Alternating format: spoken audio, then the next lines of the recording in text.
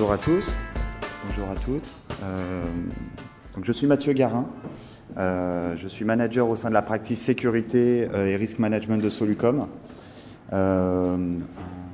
Rapide résumé, Solucom, nous faisons du conseil en management et système d'information, donc 1000 consultants, dont 150, environ 150 dans la practice sécurité et risk management.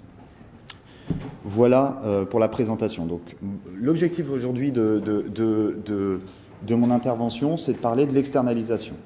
Et avant toute chose, de discuter ensemble sur la stratégie de mise en conformité. Donc, tout à l'heure, Sébastien a parlé de réduction du périmètre. Effectivement, on va essayer de commencer par là, essayer de voir ensemble quelle est la stratégie de mise en conformité gagnante par rapport à PCI DSS, pour ensuite se poser la question et répondre ensemble à la question: est-ce que l'externalisation peut faire partie de cette stratégie de mise en conformité, et est-ce que c'est finalement une échappatoire crédible à PCI DSS? Donc, une petite introduction. Il y a déjà beaucoup de choses qui vous ont été dites sur cet aspect-là. Simplement pour planter le décor. Donc on a parlé tout à l'heure des fraudes. Effectivement, c'est les fraudes qui sont à l'origine de PCI DSS. Donc on avait quelques chiffres, 9,8, une augmentation des fraudes de 9,8% par an qui avait été recensée par l'Observatoire de la sécurité des cartes de paiement, un montant de 342,5 millions d'euros en 2009 de fraude. Donc tout ça, c'est des montants finalement c'est des chiffres qui ont motivé les sociétés de cartes bancaires à se mettre ensemble et créer PCI DSS. Donc ça, on l'a déjà dit. Ce qui est important, c'est que ce standard a été créé déjà depuis 2006, et donc on commence déjà à avoir un paquet de retours sur les chiffres, sur les montants que peuvent coûter une mise en conformité. Et typiquement, les chiffres qui sont annoncés ici, 6 millions d'euros, 12 millions d'euros, 15 millions d'euros, c'est des chiffres, c'est des ordres d'idées, des ordres de grandeur par rapport à des mises en conformité PCI DSS. Donc c'est effectivement, comme ça a été dit tout à l'heure, des chiffres qui ne sont absolument pas négligeables. PCI DSS, une mise en conformité PCI DSS est un projet ambitieux. Pourquoi est-ce que ça coûte aussi cher? Alors, il y a des débuts de réponse qui ont déjà été apportés. PCI DSS, ça pourrait être défini par des mesures de sécurité exigeantes, très précises, sur un périmètre d'application qui est assez large. Alors, les périmètres, les mesures de sécurité, on n'a pas le choix. Elles sont définies dans le standard. En revanche, le périmètre d'application, il y a toujours débat autour du périmètre d'application. En fait, pendant des années, il y a eu débat. Aujourd'hui, ça se stabilise plutôt. On arrive sur le marché PCI DSS à se mettre d'accord sur une définition du périmètre d'application de la norme. Mais autant le standard indique très clairement les exigences, autant le périmètre d'application, il y a besoin d'un petit peu d'interprétation pour arriver à une définition. Donc la définition telle que nous la donnons et qui est finalement acceptée par la communauté, c'est de dire PCI DSS s'applique à tous les composants qui manipulent ou qui permettent l'accès aux données bancaires. En fait, c'est se permettre l'accès qui est un petit peu compliqué.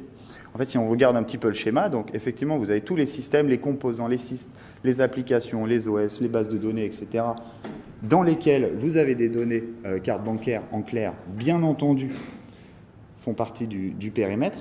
Et derrière, vous avez également tous les environnements qui sont autour de ces systèmes, sans aucun filtrage réseau, qui sont finalement hébergés sans filtrage réseau à côté de ces composants-là, qui font partie du périmètre. Donc finalement, vous avez toutes les exigences très précises de PCI DSS qui s'appliquent également à ces environnements, même si éventuellement il n'y a pas de données carte bancaire qui transitent sur ces systèmes-là. Et derrière, vous avez également tous les environnements qui assurent la sécurité ou le contrôle d'accès sur les systèmes bancaires. Donc ceux-là peuvent être sur des réseaux à part, peuvent être derrière des firewalls dans des réseaux complètement séparés.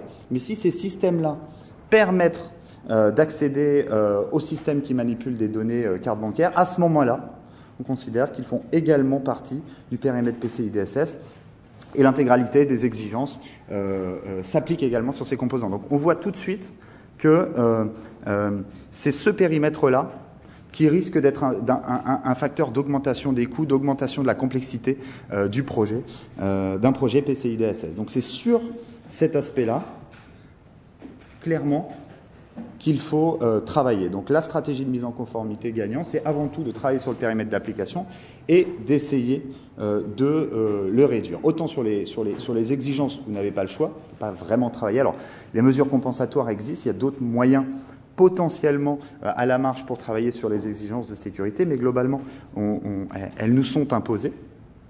En revanche, périmètre d'application, on peut essayer de le minimiser et c'est la stratégie pour nous gagnante. Donc qu'est-ce que ça veut dire, réduire le périmètre d'application? Ça veut dire, si on le peut, supprimer la donnée carte. Donc, supprimer la donnée carte bancaire, c'est vraiment le premier point qui permet de réduire le périmètre. Donc alors, pour la supprimer, il faut savoir où elle est. Et c'est souvent le problème. Donc là, j'ai essayé de lister les différents endroits où il faut chercher la carte bancaire, en fait, d'expérience. Ce qu'on voit, c'est que globalement, vous pouvez aller travailler sur les applications qui vont collecter données de carte bancaire. Donc là, finalement, c'est évident, mais quand on commence à se plonger dedans, c'est vraiment un périmètre extrêmement large. En fait, vous avez à la fois des sites web qui permettent de collecter des numéros, vous avez des TPE, vous avez des bornes multiservices, vous avez des serveurs vocaux. Enfin, vous pouvez avoir un paquet de systèmes qui, finalement, est en interaction avec le client et qui vont récupérer la donnée de carte bancaire. Derrière, bien sûr, vous avez les systèmes anti-fraude également, dans lesquels il faut aller regarder où est la carte bancaire. Vous avez tout ce qui est gestion des paiements. À partir du moment où vous allez commencer à discuter avec les acquéreurs, vous allez, pour des demandes d'autorisation, envoyer des numéros de carte bancaire. Et puis en dessous, vous avez les deux carrés du dessous. C'est plutôt dans ces systèmes-là que vous allez avoir des marges de manœuvre pour potentiellement aller supprimer des données de carte bancaire. Donc tout ce qui est système de reporting, souvent, on se rend compte que la donnée, elle est là. Elle pourrait ne pas l'être. En fait, on pourrait très bien la supprimer ou travailler autrement. Du reporting, facturation, transactionnel, etc. Dans les bases de données clients, également, tout à l'heure, on a parlé de bases de données dans lesquelles l'identifiant pourrait être la carte bancaire. C'est des pratiques qui sont très usuelles, mais en tous les cas, on peut aller travailler sur les bases de données clients et sur tous les systèmes de reporting autour des systèmes de collecte, de fraude, de gestion des paiements, pour essayer de supprimer les données carte bancaire. Il faut vraiment se poser la question de quoi est-ce que j'ai besoin, quitte à aller, effectivement, ça a été dit tout à l'heure, travailler sur les process métiers pour voir si on ne peut pas modifier et travailler autrement qu'avec la carte bancaire. Donc, supprimer, bien entendu, ça permet de réduire le périmètre applicatif et ça doit être une première étape. Ensuite, on a une deuxième solution pour réduire le périmètre, c'est de désensibiliser la donnée carte bancaire. Donc la carte bancaire, c'est un ensemble de chiffres. On n'a pas forcément besoin d'avoir tous ces chiffres pour mener à bien finalement nos objectifs. La première astuce, c'est de travailler avec de la troncature ou du masquage. C'est-à-dire globalement, c'est plutôt qui n'a pas reçu un mail de confirmation suite à un paiement dans lequel vous avez merci d'avoir effectué le paiement, voilà le numéro de carte que vous avez utilisé et là vous avez simplement la fin, le début et la fin de votre numéro de carte. Donc c'est plutôt pour une identification visuelle. Et ça, si vous respectez ce qui est indiqué dans PCI DSS, le fait de supprimer la donnée de carte bancaire de certaines applications et de la remplacer par soit une troncature, soit un masquage, ça vous permet finalement de ressortir le système du périmètre PCI DSS et encore une fois, tous les systèmes environnement dans lesquels il n'y a pas de filtrage réseau autour et tous les systèmes qui permettent d'accéder à ce système. Donc toute l'infrastructure autour sera également retirée. Donc la deuxième astuce, c'est le hash. Le hash, c'est clairement pour un besoin de comparaison unique. Typiquement la fraude. Les services anti-fraude peuvent utiliser le hash assez. Le hash peut être une bonne solution. Typiquement, on vérifie qu'un numéro Et dans un tel système, finalement, on tape le numéro de carte bancaire, ça génère un hash, et on compare si ce hash est le même que celui qui est dans une base. Donc, vous voyez, pour des besoins de comparaison uniques, on peut, dans certains systèmes, travailler avec des hashes et ne pas travailler avec des numéros de carte bancaire.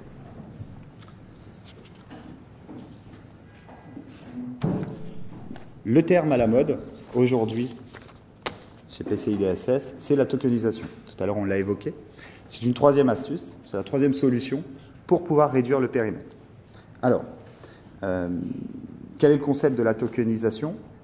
On est en train de parler pour schématiser, d'une base de données dans laquelle finalement vous auriez deux colonnes, une colonne avec les cartes bancaires et une colonne à côté avec des numéros de jetons, des numéros d'identifiant qui ne sont pas les numéros de carte bancaire mais qui permettent finalement, qui permet de remplacer la donnée de carte bancaire par une donnée qui n'est pas un numéro de carte bancaire, qui est un jeton. Et derrière, vous continuez, vous ne changez rien dans votre logique applicative, mais au lieu de travailler avec des numéros de carte bancaire en back-office, finalement vous travaillez avec ce jeton qui vous permet de retirer l'application du périmètre PCI DSS. Bien entendu, la base de données, ce qu'on appelle le tokenizer, l'outil qui permet de faire la traduction entre le numéro de carte bancaire et le jeton, celui-là, bien entendu, est dans le périmètre PCI DSS, mais le reste de l'application, vous pouvez les retirer, finalement, supprimer les exigences PCI DSS qui s'appliquent sur ces systèmes. Donc voilà, donc on a vu trois méthodes complémentaires, outre la suppression. On parlait du masquage troncature, du hash et de la tokenisation, qui permettent potentiellement de réduire, le périmètre PCI DSS. Quelques points d'attention sur la tokenisation, je ne l'ai pas évoqué. Je pense que c'est important. En fait, il faut faire très attention dans un projet de tokenisation au type de token, au format qu'on va donner à notre token. En fait, il faut, une petite astuce, bien s'assurer qu'on aura un moyen de différenciation entre un vrai numéro de carte bancaire et un jeton. En fait, il y a des pièges dans lesquels on a vu des clients tomber qui s'avèrent être, finalement, ok, je vais changer mon numéro de carte bancaire par un jeton. Le jeton aura exactement le même format pour pouvoir être traité par mes applications avant, sauf que pendant toute la phase de migration, on se retrouve avec des bases de données dans lesquelles on ne sait pas si on est en train de parler d'un jeton ou d'une carte bancaire. Donc, il faut faire attention. Des solutions types, c'est de remplacer, comme on a vu là, un certain nombre de chiffres par des lettres, en fait. Et à partir du moment où vous avez des lettres, vous savez que ce n'est plus des numéros de carte bancaire. Donc, on a de plus en plus de solutions de ce type-là sur le marché. Alors, une fois qu'on a fait ça, effectivement, on a un périmètre qui est réduit. Donc, on a des coûts de mise en conformité réduits. On a moins de systèmes à auditer. On a moins de mesures à appliquer. Donc, on a des coûts de mise en conformité globalement réduits. Qu'est-ce qui nous reste dans notre zone ? Finalement, par rapport à ce que j'ai dit tout à l'heure, il va nous rester, si c'est bien fait, là, OK, on est en train de parler c'est la solution idéale. On a toujours une ou deux applications qui restent dans le périmètre, mais on a les frontaux de collecte. En fait, le client fournit sa carte bancaire à une application, donc ceux-là vont manipuler des cartes bancaires. Donc, ces frontaux de collecte. Ensuite, on a un tokenizer. On a cette fameuse base de données dans laquelle on a nos numéros de carte bancaire, qui est dans le périmètre. Et ensuite, on a le back-office de paiement, donc toutes les applications qui vont permettre de communiquer avec les banques. Donc, ces trois types d'applications, bien entendu, vont continuer de manipuler des données carte bancaire. Ensuite, les autres applications, via le tokenizer ou via des systèmes soit on a supprimé les données, soit on les a hachées, tronquées, soit on y a injecté des jetons et du coup sont en interaction avec le fameux tokenizer et sont donc hors de la zone PCI DSS.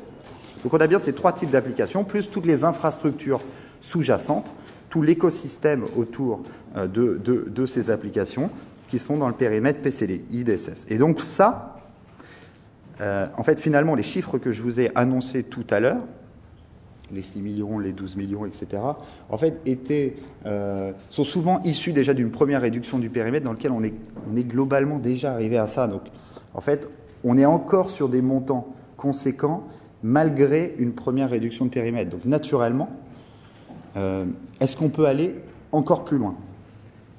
Et c'est là qu'on arrive à l'externalisation. En fait, est-ce que l'externalisation peut permettre de réduire les coûts de mise en conformité? Posons-nous la question. Une fois qu'on a fait ça, est-ce que l'externalisation peut permettre de continuer notre stratégie? Alors, l'externalisation, attention, on peut mettre beaucoup de choses derrière l'externalisation. Pour synthétiser, on peut parler de deux approches. En fait, on a l'approche 1, qui est l'externalisation de l'infrastructure, du périmètre résiduel. On va toujours parler, on va partir de la photo qu'on avait tout à l'heure, c'est-à-dire de 3 types d'applications, notre infrastructure sous-jacente qui reste dans le périmètre. Et ensuite, est-ce qu'on est capable, via l'externalisation, de travailler sur ce périmètre-là? L'approche 1, c'est finalement d'externaliser toute l'infrastructure et de conserver les applications. C'est de l'infogérance. Typiquement, ça peut être de l'hébergement en fonction du niveau d'externalisation qu'on va donner. Et finalement, on va déporter un certain nombre d'exigences de conformité chez son partenaire, chez son prestataire. Finalement, c'est ce que vous faites, c'est ce qui est fait depuis des années déjà. C'est-à-dire on conserve la maîtrise de l'application et un certain nombre de briques d'infrastructure, on va les externaliser. Bon, on a sur le marché, c'est un marché qui est extrêmement jeune, on a des partenaires d'infogérance, des hébergeurs, qui commencent à fournir des offres certifiées PCI DSS. Mais attention, encore une fois, en fonction du degré d'externalisation, est-ce que j'ai externalisé que la gestion de mes serveurs, est-ce que j'ai externalisé le réseau, est-ce que j'ai externalisé une partie de ma logique applicative, c'est très rare. En fait, j'aurai toujours un certain nombre d'exigences qui vont s'appliquer sur le périmètre dont j'ai encore la responsabilité. Donc, c'est une solution, effectivement, qui arrive sur le marché. Les offres sont encore peu développées, peuvent être intéressantes, mais attention à bien s'assurer, à bien faire cette étude, de vérifier financièrement si je m'y retrouve entre un full interne et une externalisation de ce type. L'approche 2, que je vais développer un petit peu plus tout à l'heure, c'est l'externalisation des applications résiduelles. Donc là, j'externalise le parc qui me reste, tout à l'heure ce que je vous ai dit, les 3 types d'applications, je les externalise typiquement chez des PSP, des Payment Service Providers. Donc c'est des acteurs historiques. En fait, beaucoup de comptes utilisent déjà des PSP pour la gestion des paiements. Donc j'externalise mes 3 types d'applications chez des PSP et du coup je leur confie la certification PCI DSS. Donc je vais développer cette partie-là.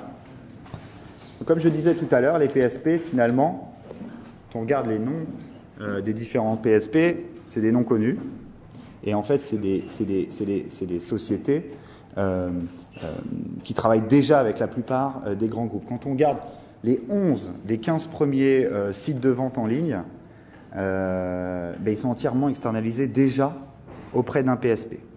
La plupart des sociétés du CAC 40 travaillent au moins pour la gestion des paiements avec 1, 2, 3, voire 4 PSP différents en fonction des pays, etc. Donc finalement, c'est dans le monde, des transactions bancaires, finalement, les PSP sont déjà des acteurs là. Ils n'ont pas attendu PCI DSS pour arriver. Sauf que, quelque part, PCI DSS... c'est un argument de plus. Finalement, aujourd'hui, il n'y a pas d'offre PSP, en tout cas dans les grosses offres, qui n'est pas certifiée PCI DSS. Donc en fait, finalement, ils ont rajouté aux offres qui existent déjà cette certification PCI DSS. D'accord ? Donc tout ça pour dire que PSP, c'est pas vraiment nouveau, en fait. C'est des acteurs historiques, que ce soit des acteurs spécifiques PSP ou alors des banques qui offrent des services de paiement, qui assurent déjà le paiement d'un certain nombre de comptes. Donc c'est quoi les fonctionnalités qui sont proposées par des PSP ? Finalement, c'est des fonctionnalités qui se goupillent plutôt bien avec le périmètre résiduel de tout à l'heure. En fait, tout ce qui est collecte, en fait, les PSP proposent des solutions de collecte. via des sites web, c'est le plus connu, hein, des sites web, des redirections vers des sites web, des serveurs vocaux interactifs, des TPE, etc. Ils sont capables de prendre en charge la logique de collecte des données bancaires. Ensuite, ils sont capables, c'était leur métier historique, d'assurer la relation avec les différents acquéreurs, et du coup d'assurer le paiement via multiples moyens de paiement. Ils sont également capables, et ça, c'est plutôt PCI DSS qui les a poussés à le faire, aujourd'hui de plus en plus, d'arriver sur du tokenizer. En fait, les PCI, les différents PSP qui travaillent réellement aujourd'hui sur le fait de vous dédier une base de données tokenizer que vous pourrez derrière aller interroger à distance, etc. Donc finalement, un des types d'applications qui est resté dans le périmètre aujourd'hui peut être proposé par les PSP. Attention, c'est un marché réellement naissant, autant sur la gestion des paiements, la collecte, essentiellement les sites web. C'est une autre histoire pour les serveurs vocaux, mais pour les sites web, c'est des fonctions historiquement proposées par les PSP. Aujourd'hui, à cause de PCI DSS, finalement, ils commencent à proposer des solutions, plus de méthodes de collecte et des solutions de type tokenizer. Donc voilà pour les solutions, je dirais, type qu'ils sont capables de vous poser, mais ils sont également capables, souvent, de proposer, alors avec tout ce qui est avec toutes les contraintes qu'on peut avoir liées à l'externalisation, j'allais dire liées au cloud computing, mais pas loin en fait. C'est-à-dire que c'est des offres qui sont effectivement très larges d'un point de vue fonctionnalité, mais qui sont plutôt, qui sont pas très souples en fait. Vous pouvez vous intégrer dans leur process et derrière il y a tout il y a des difficultés à adapter les fonctionnalités réellement à vos besoins. Mais en tous les cas, en fait, sur les offres natives, vous avez énormément d'offres autour de la fraude, autour de la gestion client, donc bien sûr tout ce qui est 3D Secure, tout ce qui est fraude autour de la carte, tout ce qui est gestion client, tout ce qui est one click buy, tout ce qui est gestion d'un portefeuille client, etc. Ils sont capables de vous apporter ces fonctionnalités, ce qui apporte souvent finalement des fonctionnalités qui n'existaient pas avant l'externalisation.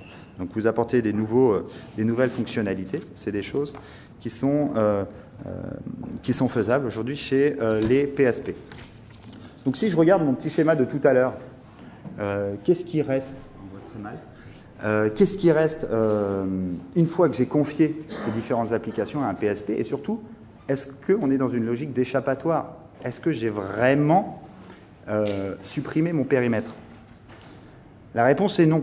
En fait, quand vous regardez, bien sûr, vous êtes capable de confier, alors le PSP c'est en bas, vous êtes capable de confier vos photos de collecte, votre tokenizer, votre back-office de paiement, vos services anti-fraude, etc. Mais finalement, vous n'arriverez jamais, alors très rarement, à vraiment vous affranchir de PCI DSS. Vous aurez toujours des systèmes qui devront manipuler les données de carte bancaire. Je pense typiquement au call center. Je vous disais, l'offre call center au niveau des PSP est clairement pas mature. Donc vous aurez toujours des call centers derrière qui rentrent des numéros de carte bancaire derrière qui seront capables d'échanger avec le PSP. Vous avez toujours des postes de travail sur les services anti-fraude qui auront besoin d'avoir une vision sur le numéro de carte bancaire. Mais finalement, vous aurez toujours des systèmes, ne serait-ce que des postes de travail, qui manipuleront des données de carte bancaire. Je pense aussi à des grandes multinationales qui pourraient avoir des agences partout dans le monde. Vous aurez toujours une agence ou deux dans le monde dans lequel vous aurez des téléconseillers qui rentrent directement devant le client, le numéro de carte bancaire dans le système. Donc vous aurez toujours quelques systèmes, mais vous pouvez clairement minimiser la zone un maximum, ne serait-ce qu'en confiant des frontaux de collecte, le tokenizer, une fois que le marché se sera stabilisé sur cet aspect-là, et le back-office de paiement. Sachant que toutes les autres applications, si vous avez bien fait les choses, n'ont plus de numéro de carte bancaire, ou alors des haches, ou alors des troncatures, ou alors des jetons et sont en interaction avec le tokenizer, normalement, vous arrivez déjà sur un périmètre réduit. Mais attention, en fait, effectivement, les coûts de certification, les exigences propres à PCI DSS seront minimales. Mais en revanche, vous avez un certain nombre de coûts, notamment par rapport aux modifications applicatives, pour arriver sur un schéma comme ça, qu'il est vraiment important de ne pas négliger. Parce que finalement, vous allez devoir changer vos applications pour qu'elles puissent travailler soit avec des hashes, soit avoir des liens avec le tokenizer, soit travailler avec des formats de tokens qui sont différents des anciens formats de carte bancaire, etc. Vous aurez bien entendu des coûts internes sur les modifications applicatives qu'il est important de considérer. Pareil sur les process. À partir du moment où vous commencez ne serait-ce que prenons la lutte antifraude, comme on disait tout à l'heure. En fait, à partir du moment où vous commencez à changer sur quelle application le service antifraude va aller chercher l'information, est-ce qu'il doit passer par un tokenizer, etc., vous allez modifier les process. Et tout ça, il faut l'accompagner. En tout cas, là, sur la certification purement PCI DSS, c'est sûr qu'arriver sur un schéma comme ça va minimiser les coûts. Donc, pour résumer, et surtout pour répondre à la question qu'on a posée en introduction, est-ce que l'externalisation est une échappatoire à PCI DSS? Je vais peut-être vous surprendre un petit peu par rapport au message, mais l'externalisation, ça ne permet pas d'échapper à PCI DSS. Hein. Ça ne permet pas d'échapper à PCI DSS. Déjà, parce que comme on a dit, il y a toujours une zone interne. Alors, il y a presque toujours une zone interne qui persiste chez le commerçant. Ensuite, parce que vous avez, comme on a dit tout à l'heure, toute la logique contractuelle à maintenir, s'assurer que le prestataire est bien PCI DSS, etc., qu'il faut continuer qui vont engendrer des coûts. Mais c'est néanmoins un facteur de réduction de périmètre PCI DSS. Je dirais que c'est un facteur de réduction complémentaire à toutes les autres solutions, suppression des données de carte bancaire, hash, troncature, etc. Donc c'est un facteur de réduction complémentaire, donc c'est un facteur potentiellement d'optimisation des coûts. Mais ce qui est important, en fait, au-delà du fait que ça ne permet pas d'échapper à PCI DSS, ce qui est important, c'est que ça contribue à apporter de la valeur, en fait, au regard des différents retours d'expérience qu'on a pu avoir, c'est que ça permet d'apporter de la valeur sur une mise en conformité PCI DSS. Donc qu'est-ce que ça veut dire? Ça veut dire on peut quasiment profiter d'une mise en conformité PCI DSS pour apporter de nouvelles fonctionnalités, des contrôles antifraude, différents moyens de paiement, pourquoi pas une nouvelle banque acquéreur, etc. Harmoniser et simplifier les processus de paiement. En fait, tous les QSA vous le diront. En fait, quand vous arrivez chez un client et que vous